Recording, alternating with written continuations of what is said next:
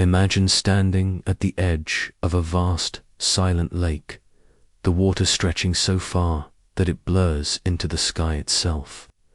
The air is thin here, more than 12,000 feet above sea level, where clouds drift so close it feels as though you could touch them.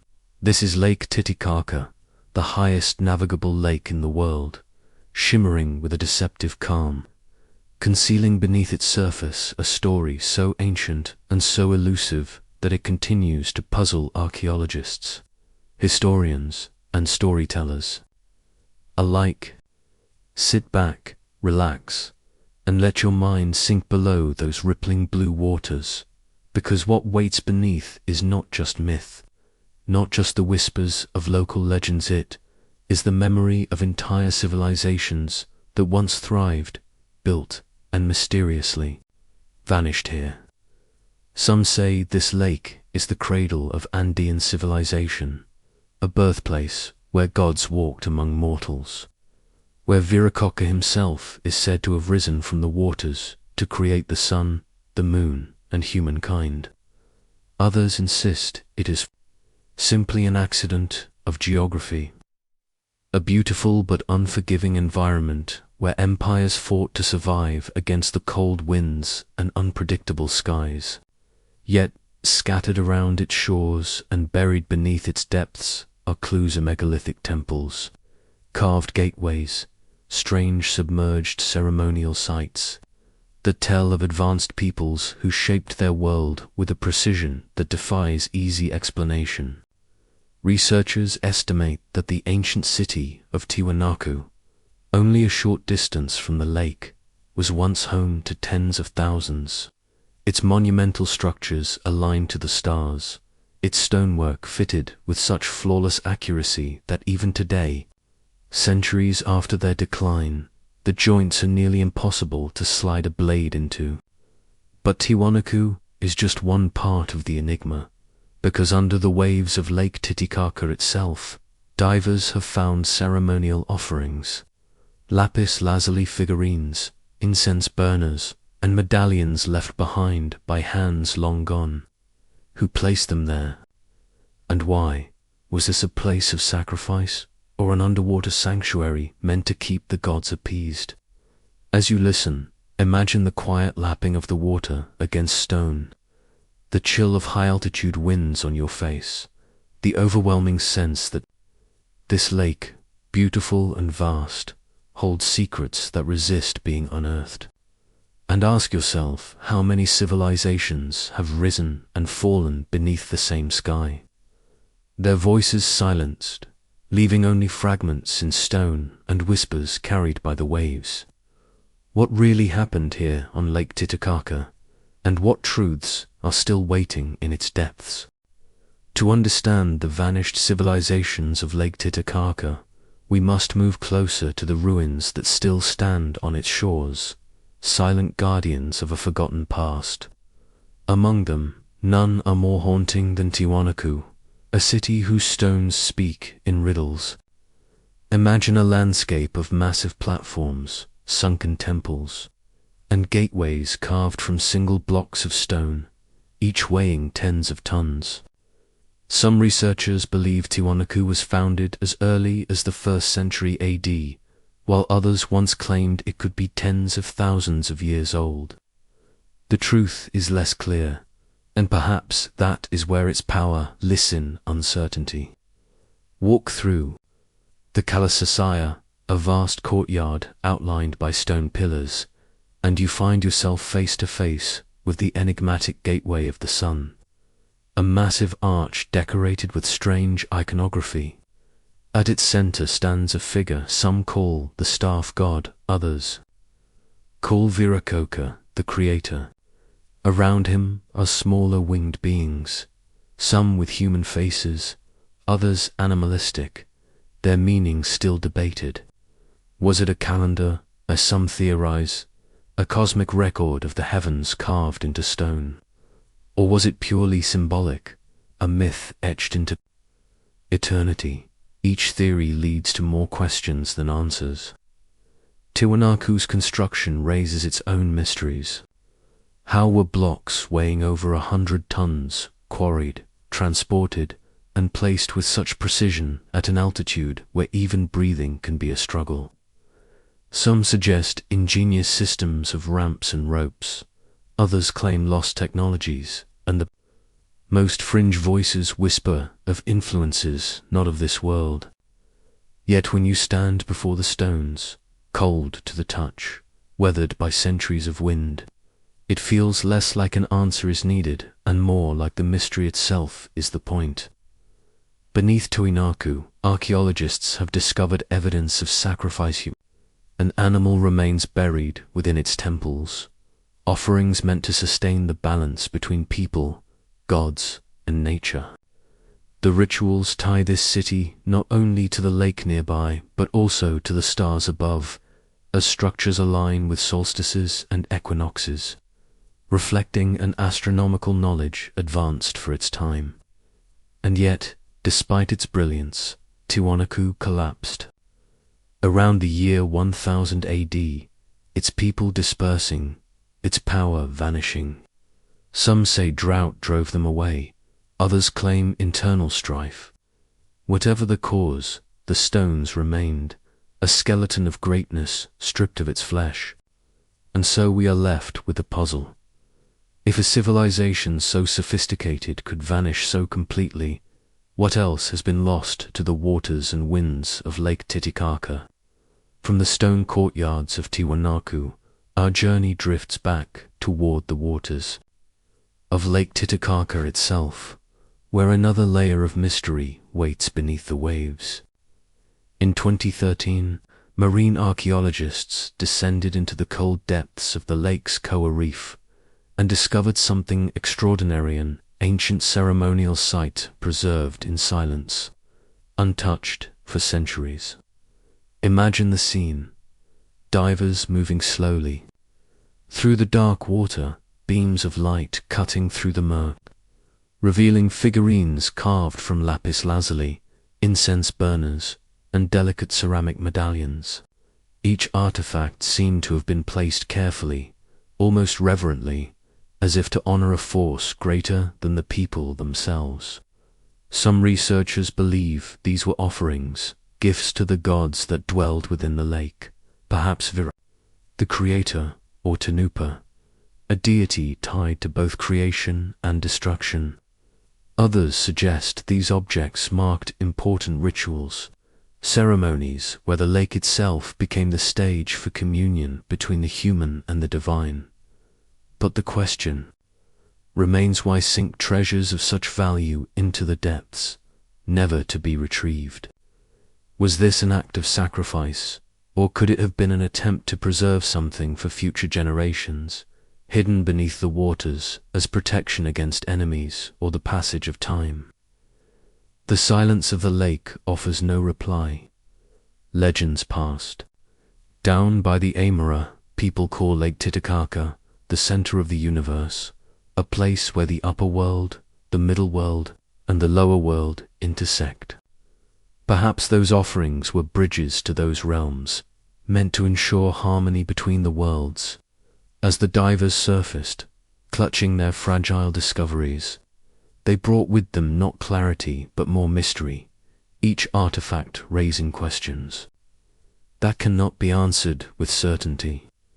Even today, when the waters ripple against the stone shores, locals whisper that the lake hides more than it reveals, that beneath its surface, entire ruins, temples, even lost cities lie submerged.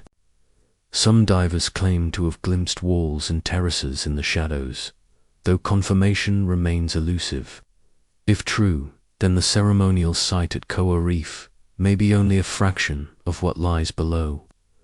Could it be that the vanished civilizations of Lake Titicaca are not gone at all, but merely resting beneath the water, waiting for the moment when their story will finally rise again into the light? To speak of Lake Titicaca without mentioning its islands is to miss the heart of its story. For scattered across the shimmering expanse of blue are places that seem suspended between myth and history. Chief among them is the Isla del Salva, Island of the Sun. Step onto its rocky shores and you enter a landscape steeped in sacredness, where terraces climb the hillsides like steps to the heavens, and stone ruins whisper of rituals long forgotten. According to Inca legend, it was here, on this island, that the god Viracocha rose from the waters and commanded the sun to move across the sky. From these same shores, the first Inca rulers, Manco Capac and Mama Oclo, are said to have emerged, carrying the seeds of an empire that would one day stretch across mountains and valleys. The Incas considered this island the birthplace of their world, and to stand there is to feel the weight of origin itself pressing into the stones. Archaeologists have uncovered temples dedicated to the sun, labyrinthian ceremonial complexes, and altars where offerings once smoked into the thin air. Some believe the island was a pilgrimage site, where only the chosen could enter its sanctuaries, while others suggest entire communities lived here, tending terraces, racing llamas, and keeping watch over the sacred waters. Yet what makes Isla del Sol most haunting is not only its ruins, but its silence. Listen closely, and you can almost hear the chants of priests, the crackle of fires, and the sound of waves crashing below, echoes carried across centuries.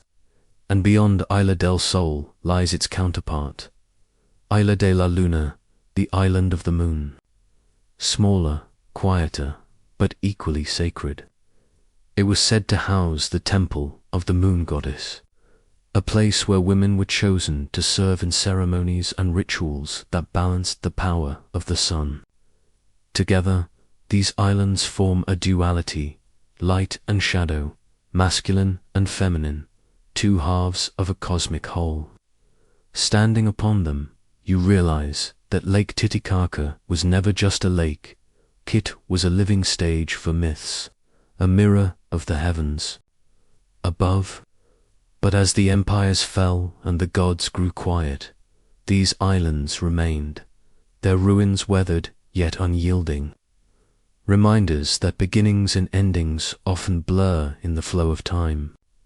And it leaves us to wonder, were these islands truly the cradle of empire? Or do they conceal an even older story, one written long before the Incas claimed them as their own? Beyond the islands, Lake Titicaca holds a secret beneath its surface, a realm hidden in the cold depths where sunlight fades and silence reigns. For centuries, local legends spoke of temples and cities swallowed by the waters, stories that many dismissed as mere folklore, until divers and archaeologists began to uncover traces that seemed to confirm the whispers. In 2000, an expedition revealed the remains of stone walls, stairways, and terraces lying quietly at the bottom of the lake, preserved in the icy clarity of its depths. The discovery set imaginations aflame. Was this evidence of a lost city? Perhaps even a civilization predating the Incas and Tiwanaku. Some believe these underwater structures were ceremonial sites, built close to the lake's edge before rising waters engulfed them, while others suggest they could be remnants of settlements erased by sudden shifts in climate. Among the most tantalizing finds were artifacts pulled from the submerged Koa reef, lapis lazuli figurines, intricately carved incense burners, and ceremonial medallions, objects of devotion that spoke of lavish offerings to the gods of the waters. To the Tiwanaku people, Lake Titicaca was not just a body of water, but a sacred womb, a portal between worlds where the divine could be reached. Casting treasures into its depths was not a loss, but a gift, an exchange between human and spirit. Imagine standing on the shore centuries ago, watching priests dressed in brilliant textiles hurling gold and ceramics into the dark waters, the crowd silent as ripples swallowed the offerings whole. Today, as robotic explorers and divers push deeper into the lake's mysteries, Each stone wall, each artifact pulled from the mud, only deepens the enigma. Was there once a grand city that vanished beneath the waves, leaving behind only whispers? Or are these fragments pieces of a broader story, one that ties together myth, migration, and the rise of entire empires? The water guards its secrets well. Even as we glimpse the ruins beneath, we are left with questions rather than answers, as though the lake itself refuses to yield the full truth. And so, Lake Titicaca becomes not just a place of origins, but of erasure, of civilizations lost to time, of stories drowned yet still alive in the memory of the people who gaze upon its endless blue surface, which raises a haunting thought. How much of human history lies not in the earth we walk upon, but in the waters that conceal what we have forgotten? From beneath the waters, our attention shifts to the monumental ruins that rise above the altiplano plains. For no discussion of Lake Titicaca's vanished civilizations is complete without Tiwanaku, standing just a short distance from the lake's southern shore. The city of Tiwanaku is a vast stone puzzle, a place of colossal temples, mysterious gateways, and monolithic statues that seem to defy both time and explanation. Early visitors to the site compared it to England's Stonehenge, calling it an American Stonehenge, and indeed, there is something equally haunting in its designer sense that these stones were not merely stacked, but positioned with purpose, as though aligned to forces far greater than human hands. The Kalasaya Temple, with its towering pillars and reconstructed walls, once gave the impression of an open-air observatory. Some researchers suggest it may have been used to track the movement of the sun across the horizon, anchoring rituals to the cycles of the heavens. Yet the reconstructions done in the 20th century have blurred the lines between what is authentic and what is speculation, leaving us to wonder what Tiwanaku truly looked like in its prime. At its heart stands the Gateway of the Sun, a single block of stone carved with enigmatic figures and symbols, many of which remain undeciphered. Did it mark a portal to another world, or did it serve as a calendar, mapping celestial time in ways we barely understand? Nearby, the Akapana Pyramid rises, its terraced form scarred by centuries of looting and ill-fated restoration. Beneath it, tunnels and chambers hint at secretive rites, spaces meant not for the masses, but for the chosen few who held the keys to Tiwanaku's mysteries.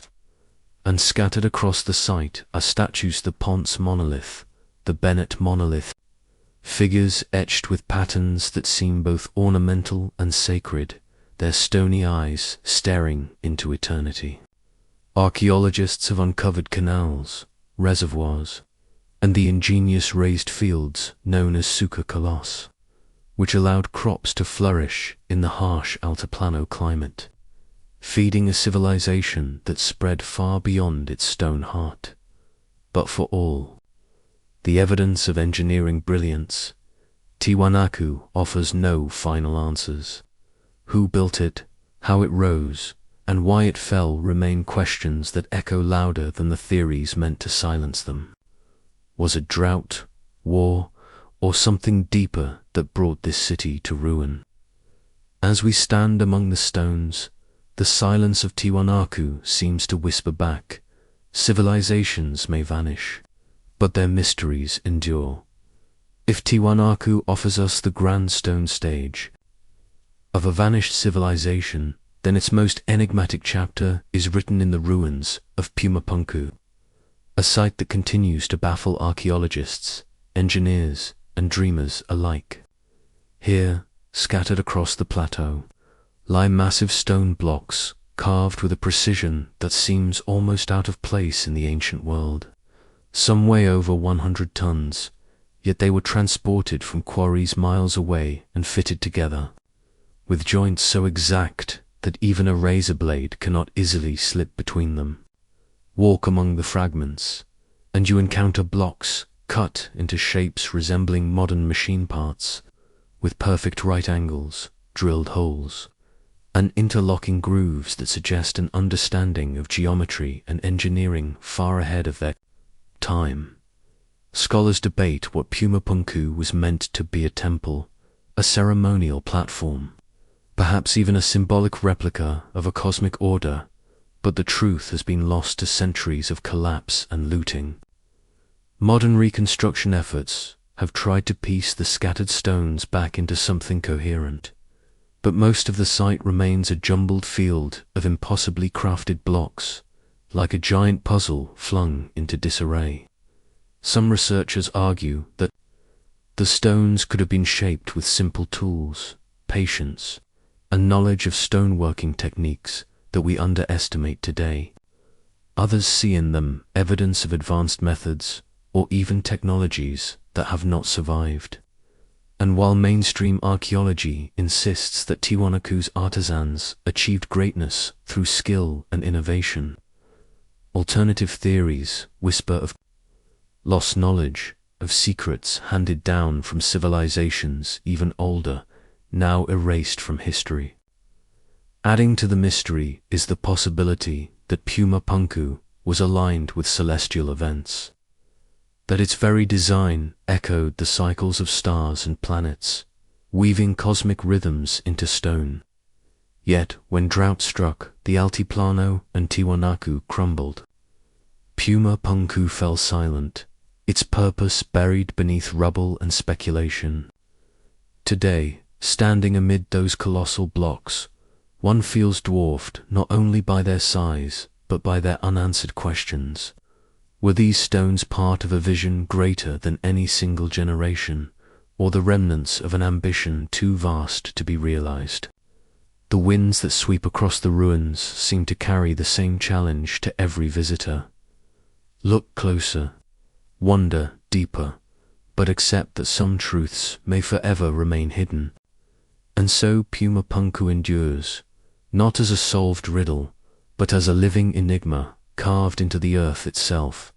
While Pumapunku and Tiwanaku's great monuments command awe, there is another story hidden in the earth, one of ingenuity, not carved in stone but cultivated in soil. The people of this vanished world faced the harsh conditions of the Altiplano: cold nights, thin air, and unpredictable rains. Yet they thrived, and their secret lay in a brilliant system of agriculture known as the suka kollus, or raised fields. Imagine vast stretches of farmland engineered with precision, long elevated beds of earth separated by canals of water. By day, the canals absorbed the warmth of the sun, and by night they released it, protecting crops from frost that would otherwise kill them. The canals also provided a constant source of water, ensuring that maize, potatoes, and quinoa flourished, even in times of drought. To modern eyes, it may appear simple, but the system was astonishingly effective, so much so that when archaeologists and agronomists recreated suka kollus in the 1980, as they discovered these ancient techniques outperform many modern methods in the same environment. What this reveals is that Tiwanaku was not merely a ceremonial center, but the heart of an empire sustained by agricultural innovation, one that supported tens of thousands of people across the highlands and beyond. Fields stretched for miles, weaving the landscape into a living machine of survival and abundance. But with abundance came ceremony, for agriculture in Tiwanaku was never just about feeding bodies. It was about feeding the relationship between earth and spirit. Offerings of food, chicha beer, and even precious objects were placed into the fields and canals. Acts of devotion ensuring that fertility flowed as freely as the water in the ditches. When drought finally struck in the 11th century, devastating these fields, the collapse was not merely agricultural, it was spiritual. a breaking of the pact between humans and gods. The once lush fields turned to dust, and Tiwanaku's power crumbled with them. Today, the remnants of suka kollus can still be seen from above, etched into the plains like scars of ingenuity and loss, their patterns telling the story of a people who mastered the earth but could not control the skies. And it leaves us to wonder, if such knowledge could vanish for centuries, what other forgotten technologies still lie buried in the ruins of time, waiting to be rediscovered? If the fields sustained life and the temples sustained spirit, then it was the statues of Tiwanaku that seemed to preserve the very identity of its people. Scattered across the site, these towering monoliths stand as silent witnesses to a vanished civilization. The most famous among them is the Ponce monolith, rising over 3 meters tall, its body etched with intricate carvings of geometric patterns, ritual objects, and beings that blur the line between human and divine. The figure clutches a ceremonial cup in one hand and a staff in the other, suggesting the role of a priest or a ruler, someone who held both earthly and spiritual authority. Then there is the Bennett monolith, a giant nearly 8 meters tall and weighing more than 20 tons, discovered in the 20th century and now preserved within the city of La Paz, covered with over 200 symbols. It is a canvas of cosmic and ritual imagery, pumas, serpents, stepped patterns, and celestial motifs all intertwine across its surface. To gaze upon it is to confront an ancient language written in stone, a language we have yet to fully translate. Some scholars suggest these statues were living embodiments of ancestors, guardians placed to watch over sacred spaces, while others argue they were depictions of deities themselves, carved in human likeness so worshippers could stand before them face to face, yet their expressions stern, timeless, unyielding hint at something deeper, as if they were meant not only to be seen but to see, to record with their stony eyes the rise and fall of the civilization around them. The detail of their carvings reveals an artistry that was both meticulous and symbolic, every line, every pattern chosen with meaning, weaving together stories of creation, power, and cosmology. Imagine the ceremonies once held before them, processions of priests, the smell of incense rising into the air, chants echoing through the stone plazas, offerings placed at their feet. Today they stand in silence, stripped of their context, yet still exuding a presence that is almost unsettling. When you walk among them, you feel watched, measured, as though the stones themselves remember. But what exactly do they remember, and what message were they meant to carry across centuries? Were they markers of power, embodiments of gods, or something else entirely, symbols of a world view now beyond our reach? The statues do not answer, but their silence is perhaps the loudest voice of all, calling us to listen harder, to question deeper, as imposing as the statues are. Perhaps no single artifact captures the imagination quite like the gateway of the sun, carved from a single massive block of andesite stone. It stands nearly 3 meters tall and 4 meters wide, its surface adorned with intricate reliefs that shimmer in the shifting light of the altitude. At its center looms a figure known as the staff god, a being with rays bursting from its head like the sun itself, holding a staff in each hand as though commanding both order and chaos. Around it, rows of winged attendants, some with human faces, others with bird-like visages, march in careful symmetry, their meaning still a puzzle. Was this a calendar, a record of celestial cycles encoded into stone? Some researchers suggest the patterns mark solstices, equinoxes, or even astronomical events lost to time. Others argue it was not a calendar at all, but a cosmic tableau, a representation of the gods and forces that govern both earth and sky. To stand before it is to confront a riddle written in symbols, a riddle that no translation has yet fully solved. And yet, what makes the gateway even more mysterious is the question of its origin. Though it now rests within the Kalasasaya temple complex, many believe it was moved from another location, its true setting lost in the reshaping of Tiwanaku across centuries. If so, what was its original purpose? Did it frame a sacred view of the horizon, where the sun's path aligned with its carved deity? Or was it itself a threshold, a literal and symbolic passage into sacred space? Weathered by time, cracked, and incomplete, the gateway still radiates power, as if its carvings hold an energy that survives erosion and centuries of neglect. Early visitors likened Tiwanaku to Stonehenge, and here the comparison feels apt. Both are portals to the unknown, architectural enigmas where stones seem to hold memories of cosmic truths. Imagine the ceremonies once performed before it, priests aligning themselves with the sun. Offerings burned in honor of the figure above, chants rising as the first rays of dawn pierced through the gateway. Today, tourists pose beneath it, unaware that they are standing in the shadow of a monument that may have once marked the very rhythm of the universe. And the unanswered question lingers. Is the gateway of the sun a mere relic of ritual, or is it a fragment of a larger cosmic code, one we may never decipher in full? If the gateway of the sun is the most iconic of Tiwanaku's monuments, then the Akapana pyramid is its most commanding presence. Rising in terraced layers of earth and stone, the Akapana once stood as a massive stepped platform shaped like a half-andesite cross when viewed from above.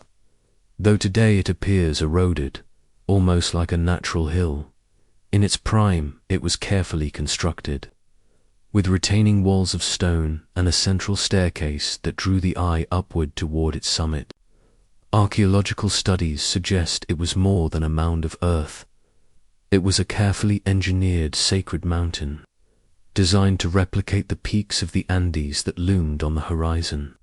Within its core, tunnels and chambers have been discovered, some carved with surprising precision, leading scholars to believe it housed ritual spaces hidden from the public eye.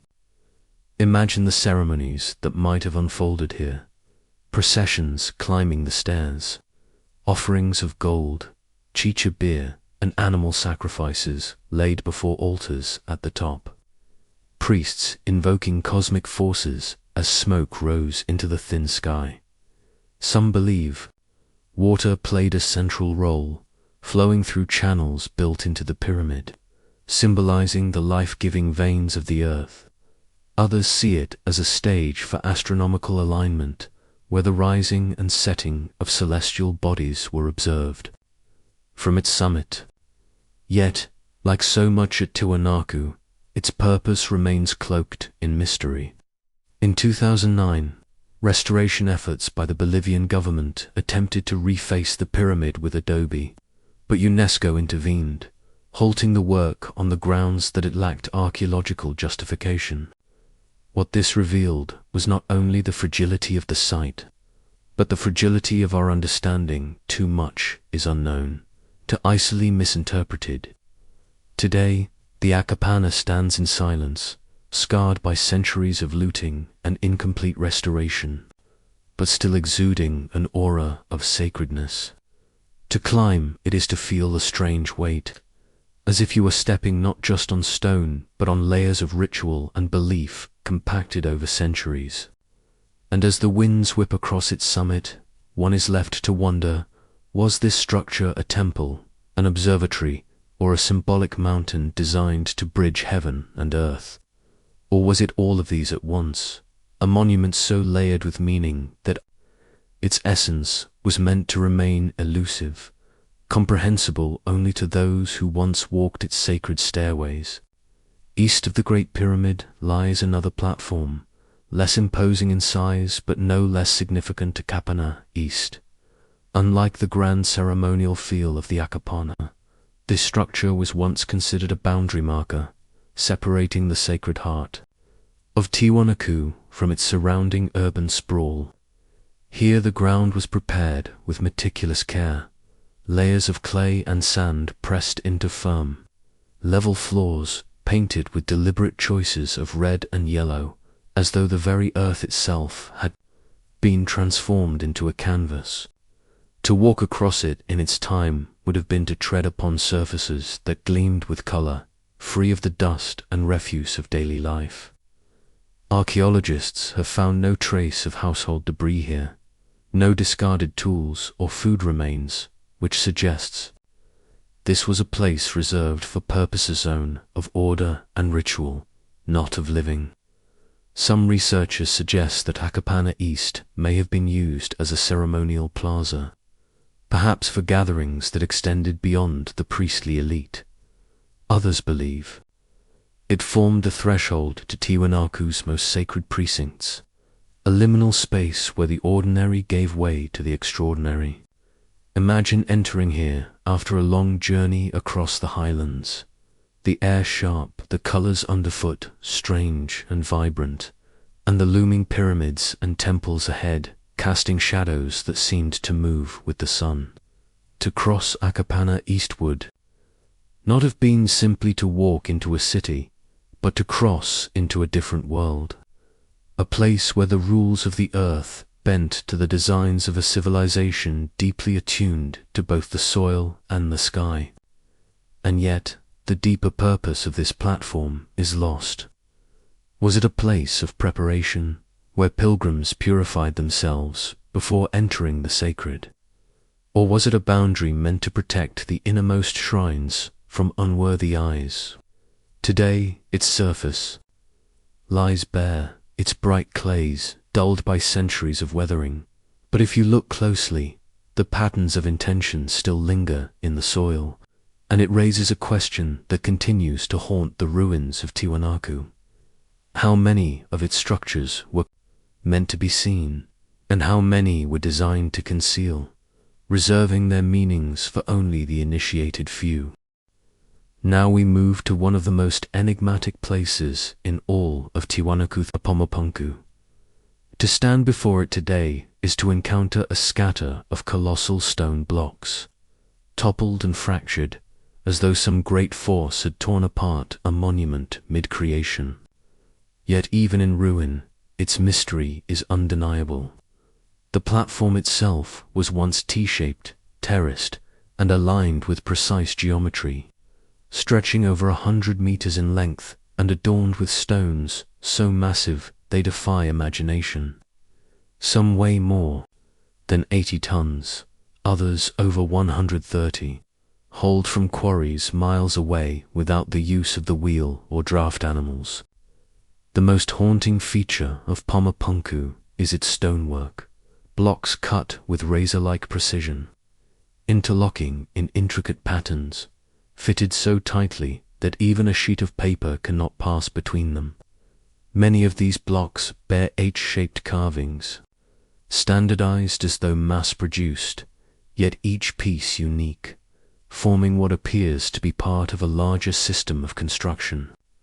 Some researchers suggest that Pomopunku was a ceremonial gateway, an entrance into the spiritual heart of Tiwanaku.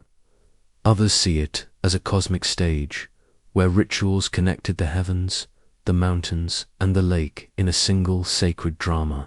And then there are theories that reach further, that its advanced stonework implies a lost technology, knowledge now forgotten, or even, in the more fantastical accounts, intervention from beings beyond this world.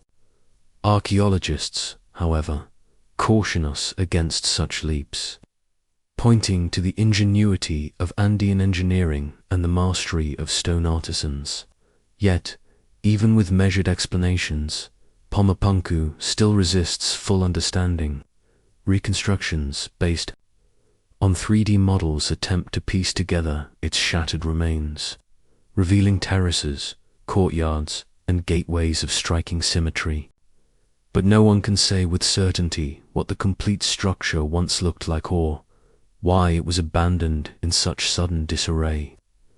Walking among its stones today, the silence is overwhelming, broken only by the sharp winds of the altiplano. Each block seems to whisper of a knowledge once held, of hands that shaped the unyielding stone with a confidence that feels out of place in its age.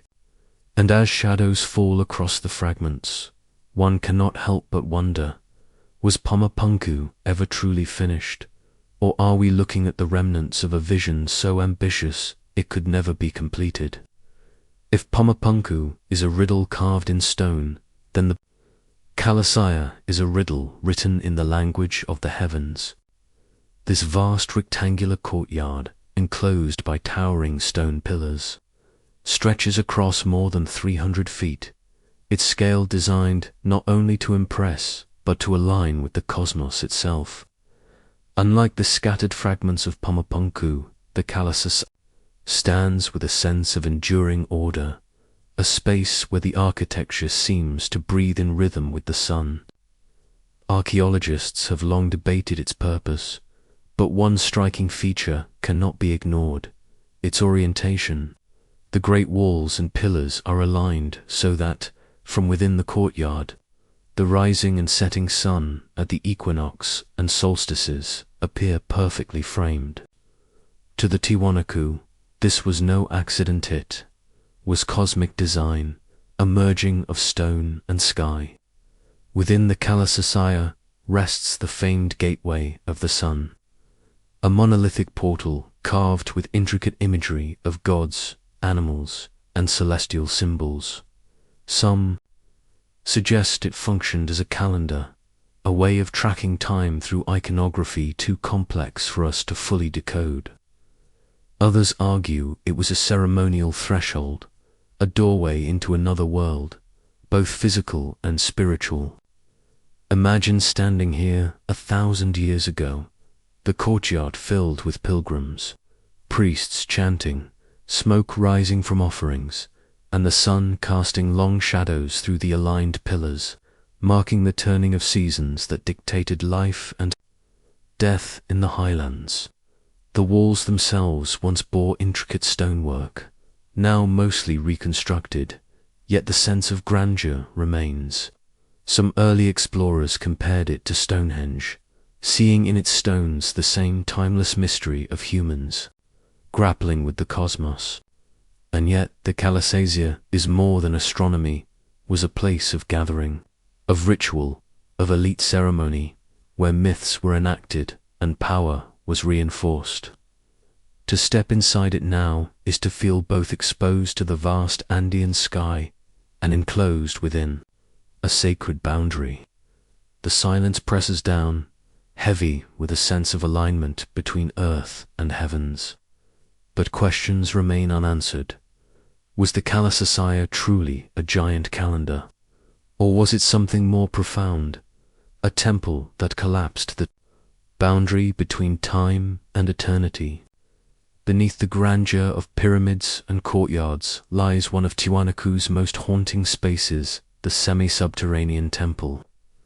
Unlike the lofty heights of the Akapana or the wide openness of the Kalasaya, this temple pulls you down into the earth. It is a sunken courtyard, square in shape, built not along the usual east-west axis, but north-south, a deviation that already sets it apart. The walls are crafted of sandstone pillars and smaller masonry blocks. But it is what covers those walls that grips the imagination. More than 170 carved stone heads, each embedded in the surface, staring outward. No two faces are alike. Some resemble the stylized features of Tiwanaku art, while others seem almost foreign, with elongated noses, rounded cheeks, and unfamiliar expressions. Scholars have speculated that these heads may represent conquered peoples, ancestral spirits, or even mythological beings drawn from the breadth of Tiwanaku's influence. To stand here is to feel the weight of their gaze, hundreds of silent witnesses carved in stone, a crowd from across time. At the center of the courtyard once stood towering monoliths, including the Bennett monolith, a massive figure over 7 meters tall, adorned with intricate carvings of cosmic imagery and ritual objects. One can imagine ceremonies unfolding here, smoke curling from incense burners, chants echoing off the sunken walls, priests invoking powers as the eyes of stone looked on. Some suggest the temple was used for initiation rites, where novices descended into the earth to be symbolically reborn, emerging through stairways into the light of the sacred city. Others see it as a place of offerings and sacrifice, a chamber where human and animal lives were given in exchange for cosmic balance. Today, the temple is partly reconstructed, yet the effect remains unsettling. The silence of the courtyard, the rough texture of sandstone, and the endless stares of those carved faces leave you with the uncanny sense that you are not alone. And it raises a question that lingers with every visitor. Were these faces meant to memorialize, to warn, or to remind?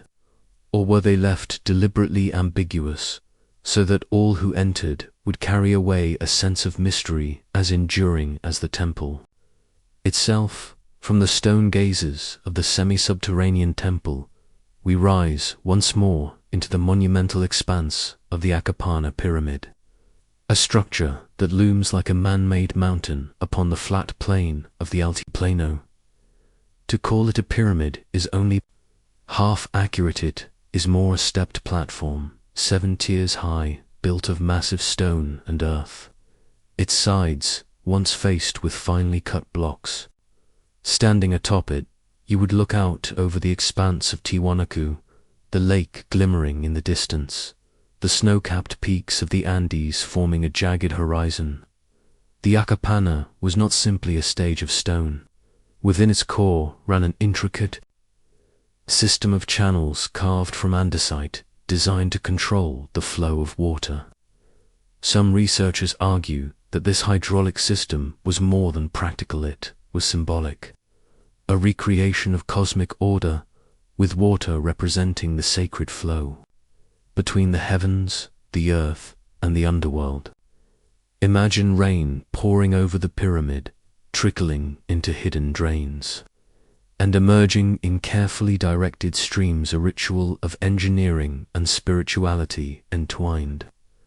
Excavations have revealed offerings buried within the pyramid, ceramics, precious metals, and even evidence of human remains, suggesting that the Akapana was both temple and tomb, both mountain and altar. Some archaeologists see it as a physical embodiment of the sacred mountain, a cornerstone of Andean cosmology, where the gods of thunder, rain, and fertility were invoked. Others suggest it was a stage for the ruling elite, where ceremonies projected their power as divinely sanctioned. Yet the Akapana, like so much of Tiwanaku, was never fully finished.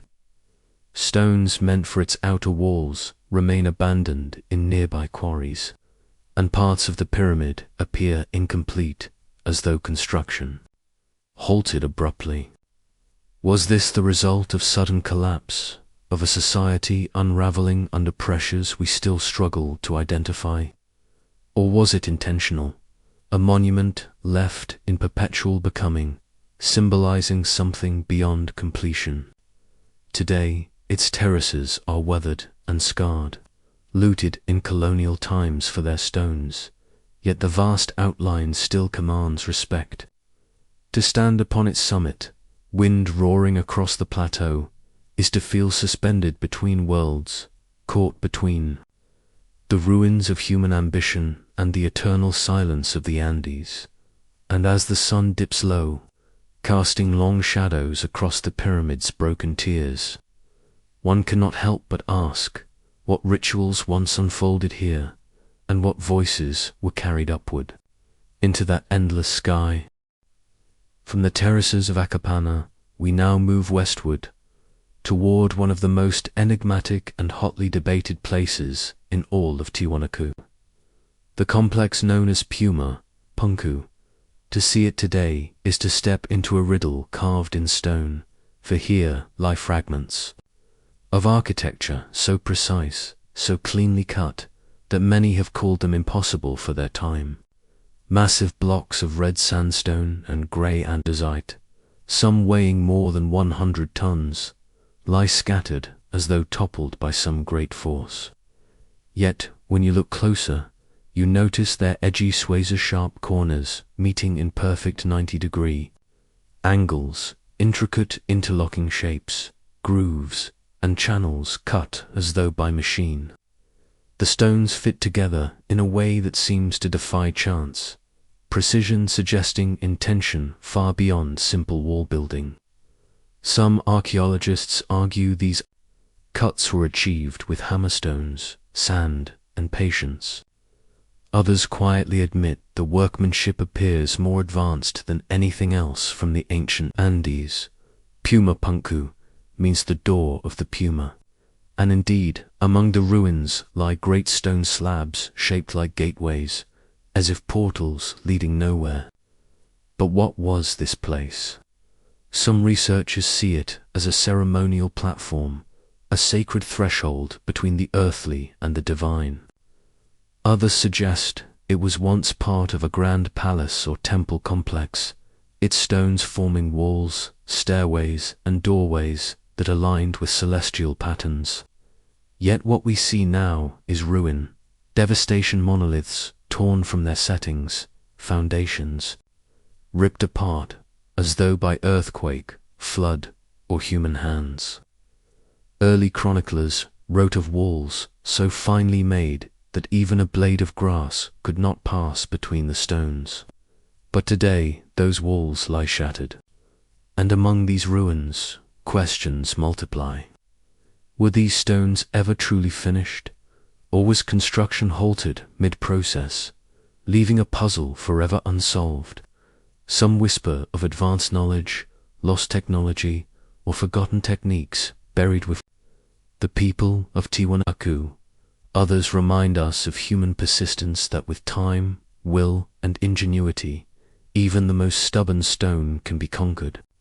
But standing here, among blocks as large as train cars, carved with geometric perfection and scattered like toys of giants, one feels a strange unease. Puma Punku does not simply look ruined, it looks interrupted, as though some force tore apart. A vision of unimaginable scale. And so we are left with the fragments, the unanswered questions, and the silent stones that wait for us to listen. If Puma Punku is the riddle, then its stones are the language we have yet to translate. To walk among the fragments is to enter a place where scale overwhelms the senses, blocks scattered like broken teeth across the plateau, their surfaces marked with lines and cuts that feel deliberate, mathematical, almost mechanical. Some of the most striking pieces are the famous H-shaped blocks, carved with such accuracy that they appear mass-produced, each groove and slot suggesting they were meant to fit together in a modular way. These are not rough-hewn boulders. They are architectural components, crafted with an eye for order and uniformity that seems strangely modern. Scholars have debated for decades how such work was achieved. Did the Tiwanaku artisans possess copper, chisels hardened with arsenic, capable of biting into andesite? Did they use stone hammers with endless patience, grinding and polishing until perfection emerged? Or did they develop some lost technique, perhaps involving abrasives, water, and repetitive motion over generations? Whatever the method, the result is a craftsmanship that appears far beyond the tools we associate with this civilization. And then comes the greater mystery. What was the purpose of such precision? If these were walls, they were walls of extraordinary ambition, capable of resisting time and tremor. If they were ceremonial platforms, They were stages designed to impress gods and men alike. Some researchers suggest the blocks were part of a raised ceremonial complex aligned with the sun and stars, a cosmic observatory built of geometry and vision. Others believe Pumapunku may have been intended as a monumental entrance, a threshold into the sacred heart of Tiwanaku, now forever fragmented. Yet the collapse of this site adds a haunting dimension. The stones do not merely lie where they lie tossed, as though uprooted by some violent catastrophe. Was it an earthquake, a sudden storm, or perhaps centuries of looting that left the place in ruins?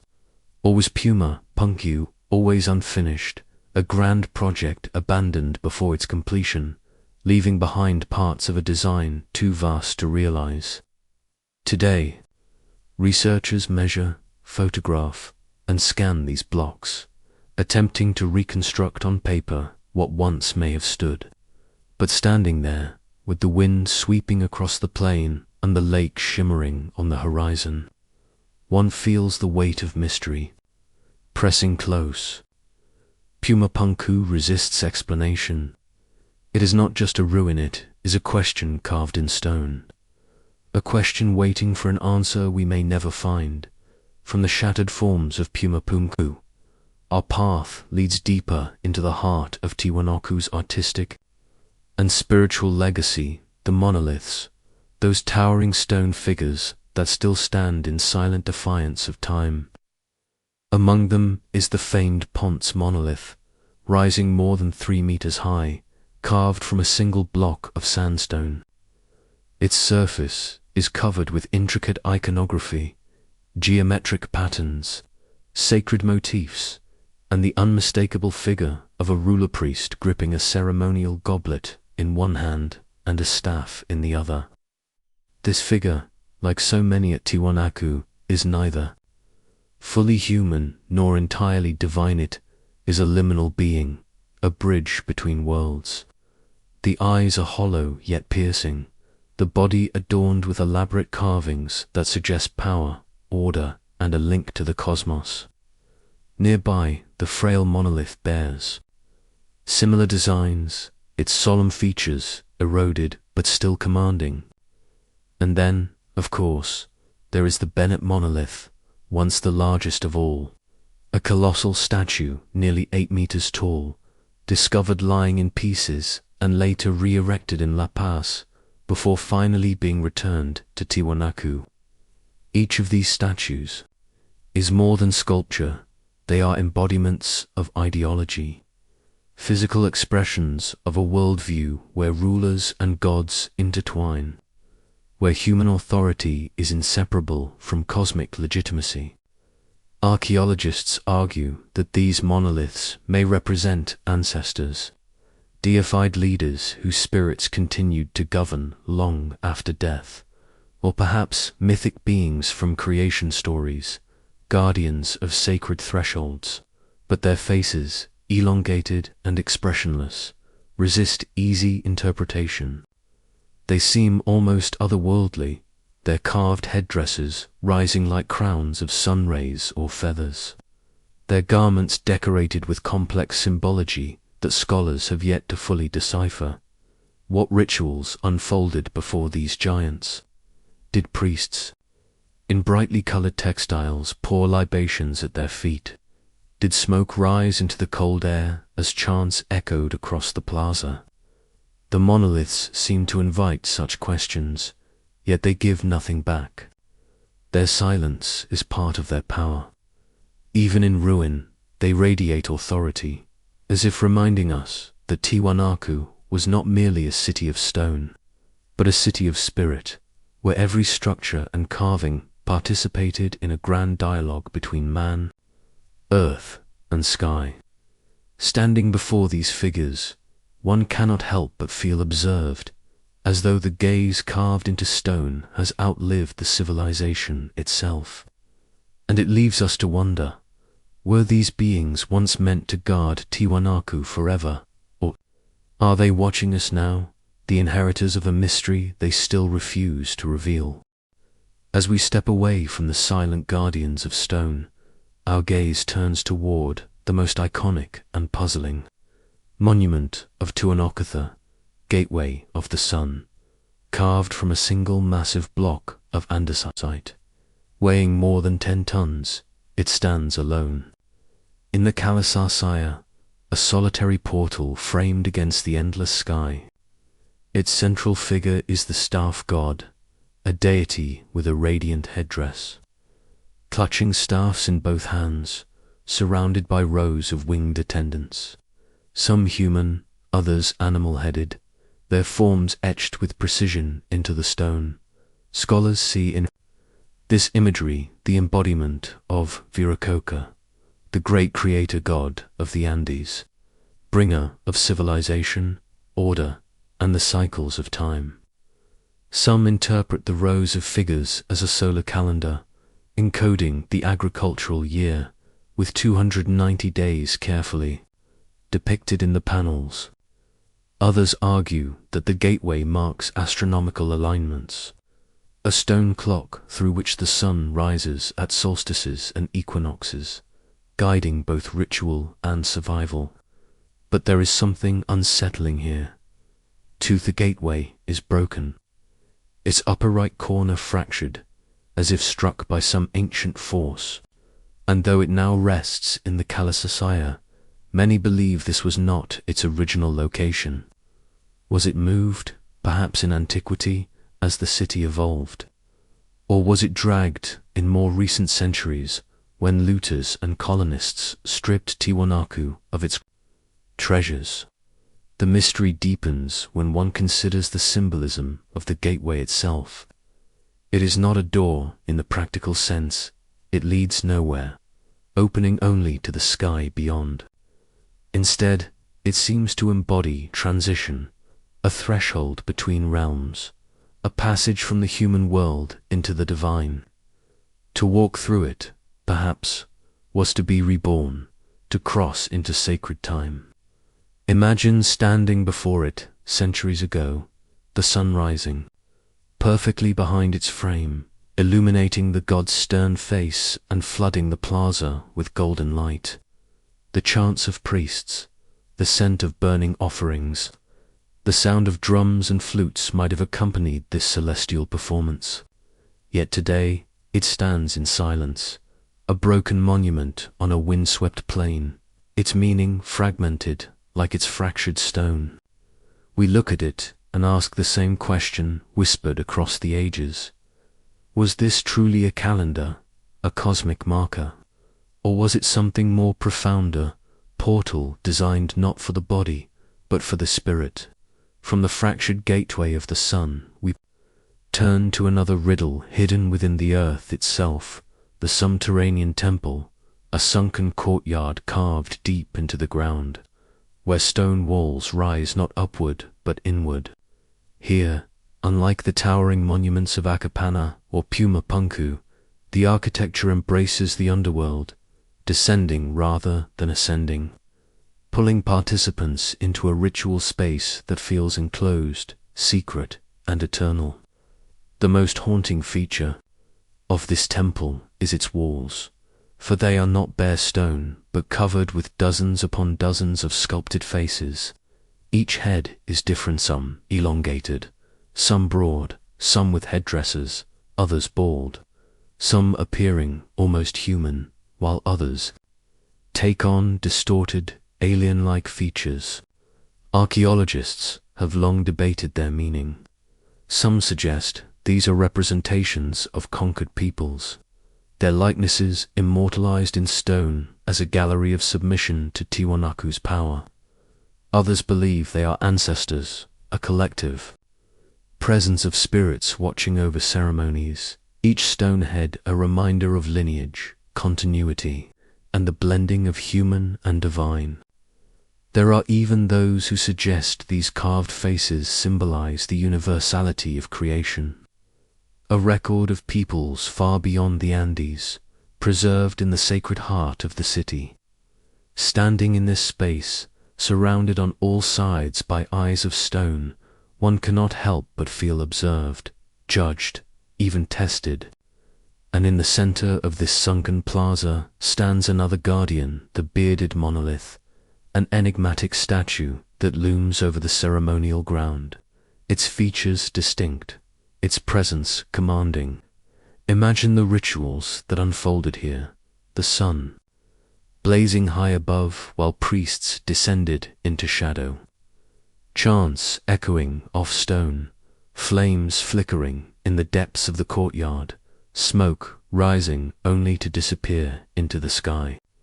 The very layout seems to symbolize a cosmic journey from the depths of the earth, through the presence of ancestors, to the gaze of the gods above.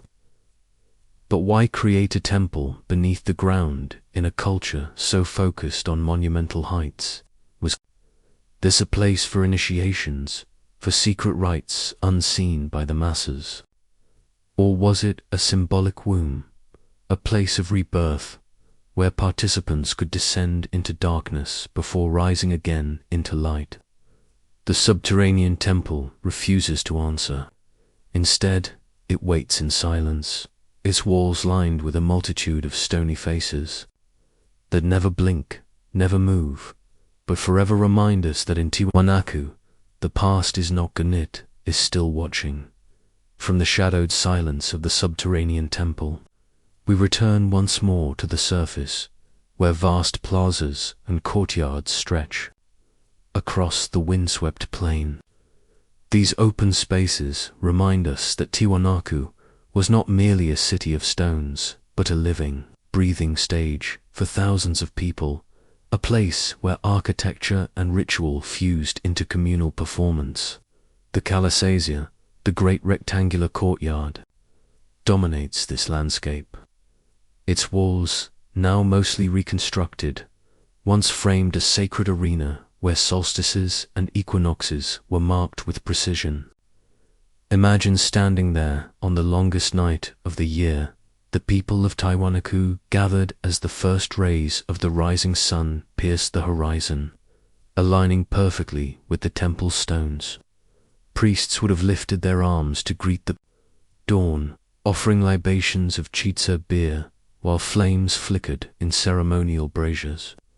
The entire community, from rulers to farmers, may have stood in awe, watching as the heavens themselves appeared to acknowledge their city. Early visitors compared Calasasia to Stonehenge, noting its monumental pillars and its celestial alignments. Before modern reconstruction, its stark rows of standing stones gave it an even more haunting resemblance to the megaliths of Europe's lonely sentinels framing a cosmic stage. But Calasasia was more than an observatory. Its very name, which means the standing stones, suggests that the space itself was an axis of power, a place where rulers legitimized their authority in public view. To witness ceremonies here was to be reminded that leadership was not simply political, but divine, written into the rhythm of the stars. Yet questions linger. Was Calasasia a precise astronomical calendar, its stones marking out the agricultural year? Or was it primarily a symbolic theater, where alignments were more about meaning than measurement, more about reminding the people that their lives were woven into the fabric of the cosmos? Today, the walls we see are largely reconstructions from the 20th century, not the untouched work of Tiwanaku's builders. And so our vision of Calasasia is blurred by modern hands. But even so, when one stands within its great courtyard as the sun sets over the lake, the air thin and cold, the stones glowing with the last light, it feels as though the boundary between human time and cosmic time thins, the silence deepens, and one cannot help but wonder what secrets of the sky were once spoken here, and who among Tiwanaku's people first learned to read them in stone. Beyond the plazas and pyramids of stone, the true genius of Tiwanaku reveals itself not in monuments, but in the fields that once stretched for miles across the Altiplano. Here, at over 12,000 feet above sea level, survival demanded ingenuity. for the land was both harsh and unforgiving. Yet Tiwanaku's people developed a system of agriculture that astonished even modern researchers, the raised fields, or suka kollus. Picture a vast checkerboard of earthen platforms, each surrounded by canals of water. By day, the water absorbed the sun's warmth. By night, it released that heat back into the air, protecting crops from the deadly frosts that often sweep across the high plains. These canals also supported fish and water plants, adding to the food supply and enriching the soil with nutrients. It was a symphony of human and natural engineering, a sustainable design that allowed Tiwanaku to feed tens of thousands of people in an environment most would consider uninhabitable. Archaeologists like Alan Kalata have called this system one of the most impressive examples of pre-Columbian innovation, and indeed, when experimental fields were recreated in modern times, they proved remarkably productive, yielding more potatoes and quinoa than conventional methods. But the brilliance of this system was more than practical, it was also symbolic.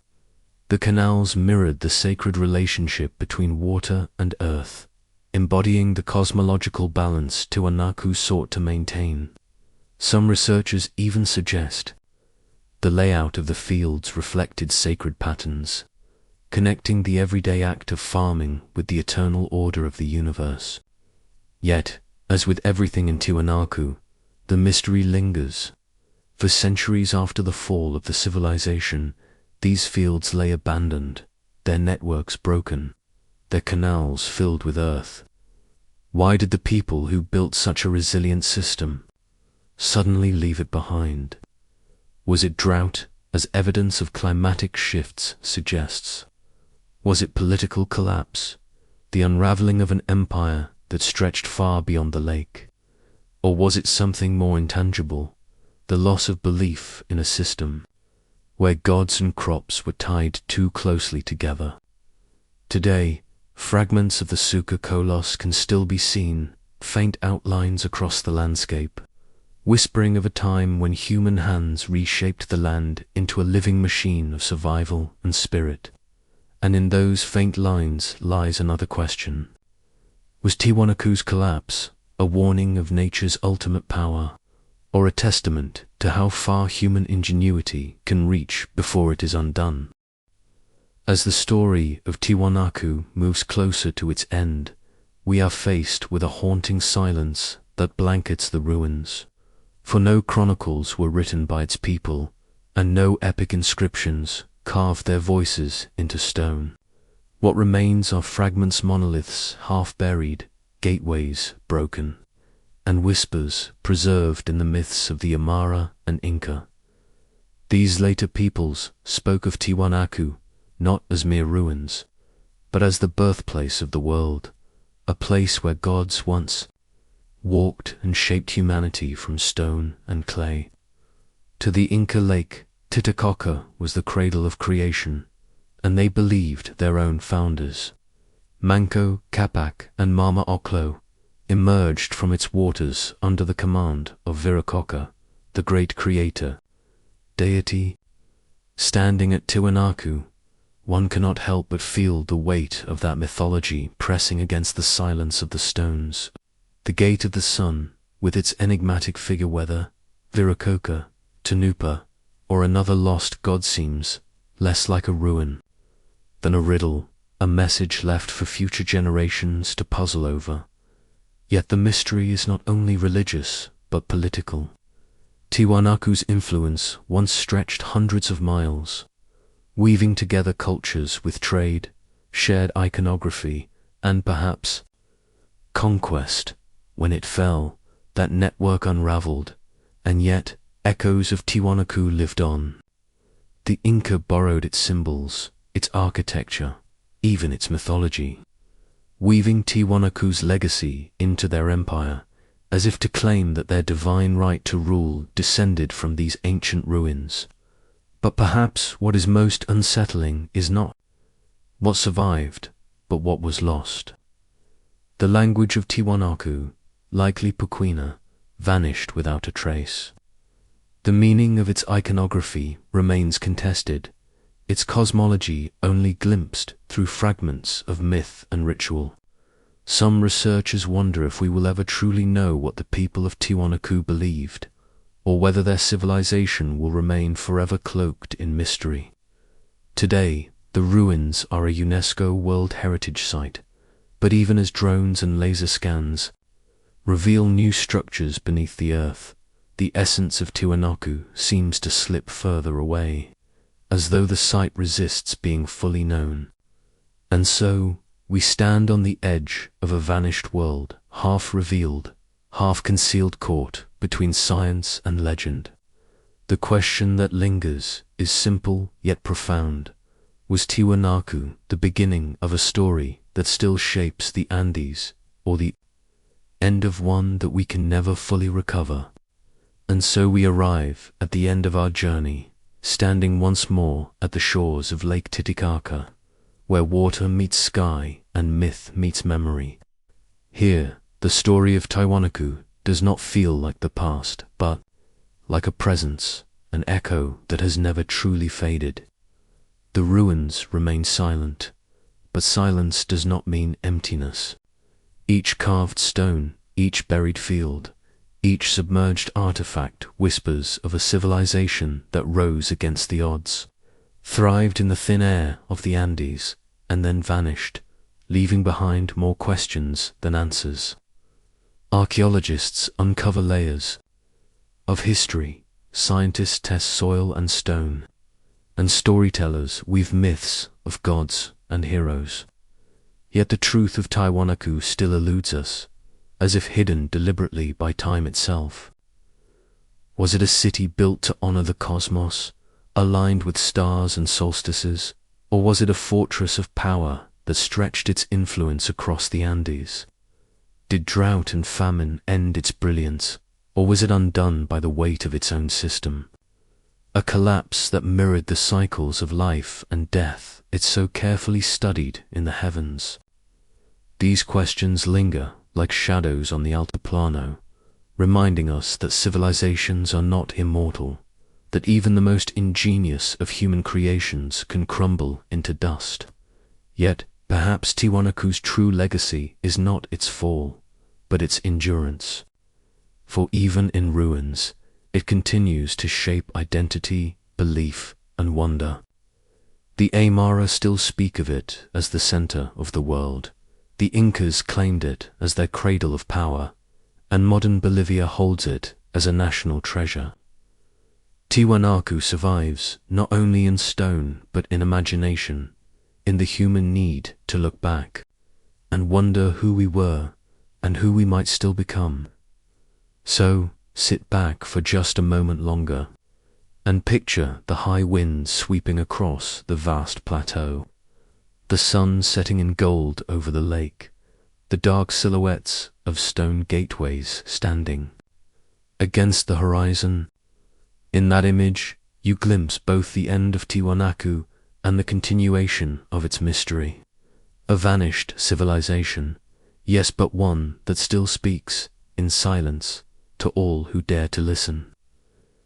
The final question, then, is not what happened to Tiwanaku, but what it awakens within us, awe, curiosity, and the unshakable truth that some mysteries are meant to remain unsolved.